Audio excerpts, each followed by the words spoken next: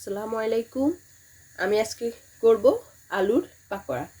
এখানে আলু, ডিম, পেঁয়াজ, জিরা এবং এখানে দিব আমি মরিচ গুঁড়া। কাঁচা মরিচও দেওয়া যায়, কিন্তু আমি মরিচের গুঁড়া দিব। অনেক সময় বাচ্চারা কাঁচা মরিচ মুখে হলে খেতে চায় না, তাই এটা। আর লবণ, বেসন। আমি আলুকে এভাবে এটা দিয়ে কুচিয়ে নেব। দেখুন, এভাবে আলু কুচিয়ে সবগুলো আলুকে এভাবে করে নেব। আমি আলুগুলা কুচিয়ে নিয়েছি। এখানে একটু বেকিং সোডা দিব, আর এখানে গুঁড়া মরিচ, আর এখানে হচ্ছে ধনিয়া গুঁড়া।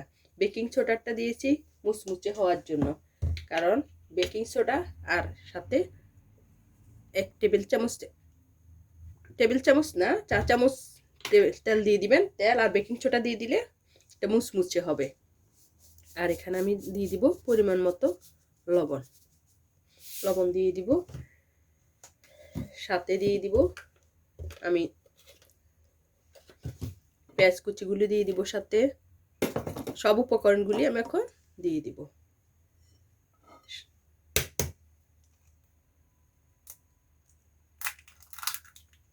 ডিম দিয়ে দিব,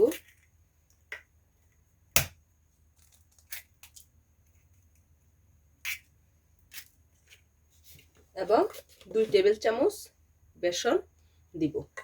আটা দিয়েও করা যায়, তবে আমি আজকে বেসন দিয়েই করব। আপাতত 2 টেবিল চামচ দিয়েছি, যদি লাগে পরে আরও দিব। এভাবে ভালো করে সবগুলি উপকরণ মিক্স করে নিব। মরিচ গুঁড়ার সাথে আমি ধনিয়া দেই নাই, আমি জিরা গুঁড়া দিয়েছি, তখন ভুল বলেছি। এভাবে ভালো করে মাখিয়ে নিব। আমার এটা মাখানো হয়েছে, কিন্তু আমার আরেক টেবিল চামচ বেসন মনে হয় লাগবে।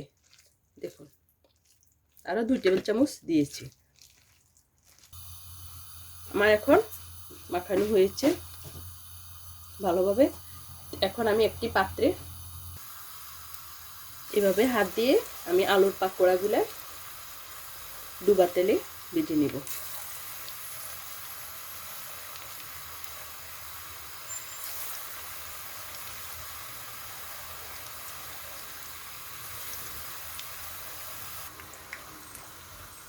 এইভাবে আমি এখন ওপিট উল্টিয়ে দিব সবগুলি।